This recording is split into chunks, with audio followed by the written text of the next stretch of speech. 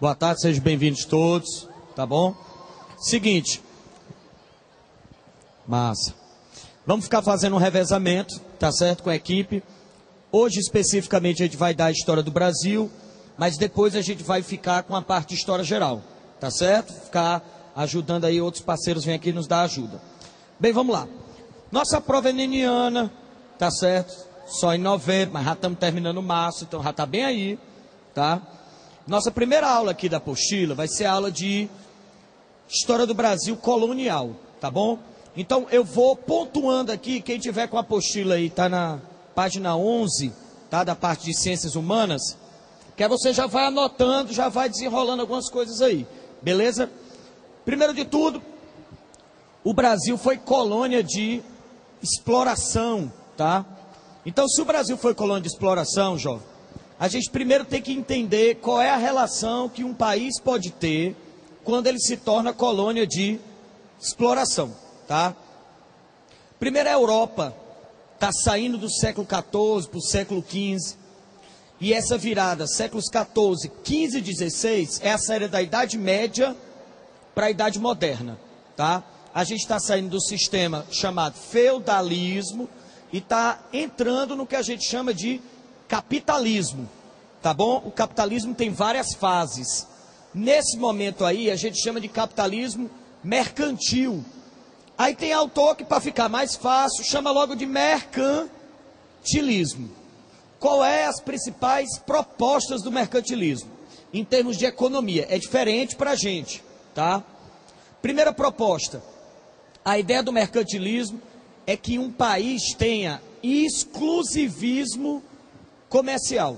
Em outras palavras, se ele puder ter um produto que só ele tem, ele vai ficar rico porque ele vai vender algo que ninguém tem, tá certo? Mesmo que seja matéria-prima, de preferência era melhor pegar esse produto e transformar num produto o quê? Manufaturado.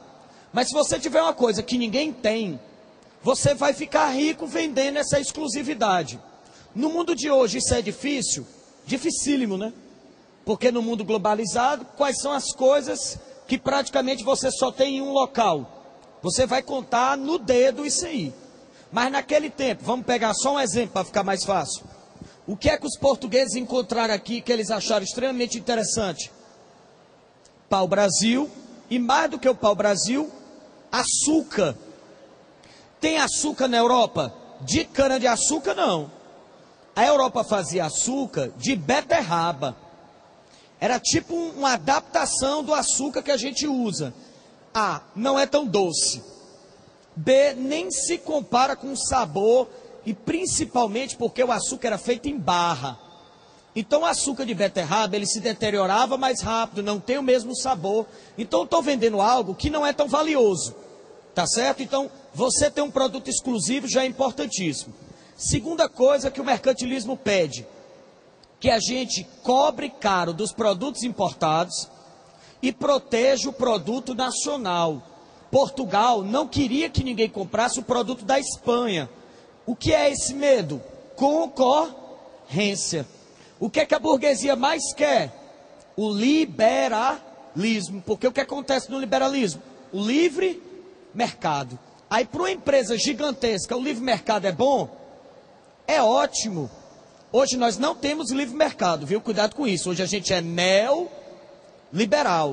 Se a gente fosse totalmente liberal, se as empresas pudessem concorrer livremente, imagine aí se a Coca-Cola ia deixar alguma outra indústria de refrigerante existir. Não ia, meu colega. A Coca-Cola tem capital suficiente para chegar no país, quebrar todo mundo e só ter Coca-Cola. Só que ela é proibida de fazer isso, tá certo? Uma Toyota da vida não pode chegar e destruir a concorrência. Ela é obrigada a manter a concorrência. Tem leis que protegem. Naquela época a lei era mais forte ainda, tá certo? E se tem outra coisa que o mercantilismo pede, é que se você puder ter colônias para explorar, seria perfeito para a sua economia. Portugal foi um dos primeiros países da Europa a navegar entre a África, tá certo? Navegar não só o litoral africano, mas também atravessar o Atlântico. O que é que Portugal tinha de vantagens? Muito contato com o mundo árabe, tá? Portugal e Espanha têm esse contato. Só que Portugal se centralizou politicamente antes que a Espanha.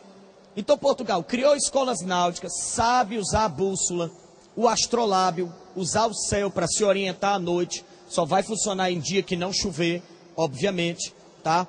Sabia usar as correntes marítimas, beleza? Principalmente do litoral africano. E aí Portugal chegava primeiro nos locais, pegava as riquezas e levava para a Europa. Portugal era bom em produzir manufatura? Não. Qual era o esquema de Portugal? Montar colônias e explorá-las, tá? Na África ele conseguiu explorar a colônia e encontrar especiaria, tá bom? Conseguiu pegar a mão de obra escrava, vamos lembrar, é um dos temas que mais cai na prova do Enem, é a mão de obra escrava, é a escravidão, tá certo? E vamos lembrar, não esqueça nunca disso, o português, ele escraviza, mas ele vai na África comprar o escravo. Eram os povos africanos que escravizavam os outros povos, tá bom?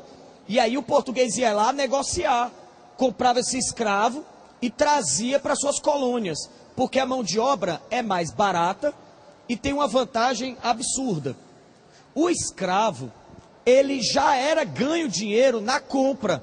Eu já faço comércio quando eu compro o escravo. Ele não dá dinheiro só quando eu trago ele para cá. Ao comprá-lo, eu já ganhei dinheiro, porque comércio tem benefícios, tá certo? Beleza? Então você vai ter uma estrutura colonial que é interessante para a Europa, e é isso que Portugal vai fazer aqui. Então vamos chegar no Brasil, tá? Enquanto Portugal estava navegando pela África, que a gente chama de périplo africano, vai dar a volta pelo litoral africano, né? Eu sempre brinco que é o arrudei, que no Ceará ninguém dá a volta, a gente arrudia. Portugal vai arrodear a África, vai encontrar uma série de riquezas, mas como eu disse para vocês, Portugal é bom em fazer manufatura? Não. Então o que é que Portugal fez com essas especiarias? Levou para a Europa e vendia, tá certo? O problema de Portugal não é pegar o produto. O problema de Portugal é o seguinte, o governo português, a monarquia portuguesa não era muito boa de fazer dinheiro. Geralmente o português pegava o dinheiro e guardava. Moeda em excesso, o que acontece com ela, jovens? Desvaloriza. Portugal começou a desvalorizar a moeda. Que moeda era essa que a gente usava na época? Ouro e prata. Pior de tudo de ouro e prata é que se você desvalorizar ouro e prata, é um metal nobre, difícil de achar. Portugal começou a ter prejuízos econômicos, tá bom? Então, enquanto Portugal ganhava muito dinheiro, mas os gastos eram altos, a Espanha teve uma vantagem maior. Menino Colombo, em 1492, ninguém sabe em que detalhes isso aconteceu, porque Colombo era um cara que tinha um problema muito grave, chamado liseira, tá certo? Uma coisa que atinge muita gente, muita gente mesmo, tá certo? E esta liseira que Colombo tinha atrapalha o projeto dele. Ele queria dar a volta ao mundo e fugir das rotas que já existiam. Porque se você faz uma rota já conhecida, você paga impostos a outros povos, principalmente aos árabes, aos comerciantes italianos. Colombo tinha um caminho para dar a volta ao mundo. O problema dele era o investimento inicial.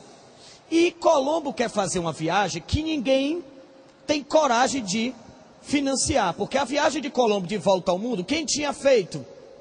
Ninguém. Ele tinha lido que Marco Polo, tá certo, deixou relatos de que era possível dar a volta ao mundo. Então ele acreditava nessa possibilidade. O problema é quem é que empresta dinheiro a outro para o cara dar a volta ao mundo sem saber se ele chega. Se ele não voltar, o dinheiro foi com ele. Então ele não conseguiu financiamento na Europa, não conseguiu financiamento, desculpa, na Itália, em Portugal e na Espanha ele conseguiu. Um financiamento estranho, porque o rei negou, porém a rainha aceitou, tá? Quando a rainha da Espanha aceitou esse financiamento, beleza? Que o rei só soube depois que ele já estava em alto mar, Colombo usou uma única lógica. Ele usou uma corrente marítima que joga para o lado esquerdo. Então essa corrente joga da Europa para a América. Colombo conseguiu chegar na América, óbvio que no início ele pensou que tinha chegado nas Índias, mas o que ele encontrou aqui provava que ele estava errado.